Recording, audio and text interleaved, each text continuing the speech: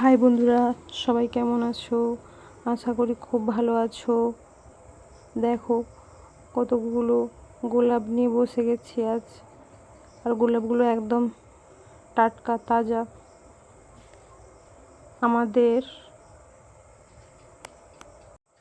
বিয়েবাড়ির সমস্ত কিছু প্রোভাইড করা হয়, সব কিছুই।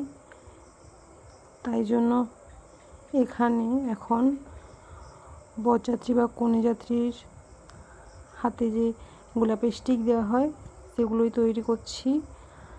আজ অর্ডার ছিল প্রায় 150 পিস।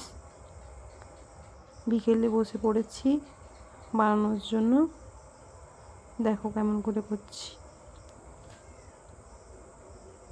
ভালো লাগলে সবাই কমেন্ট করে জানিও।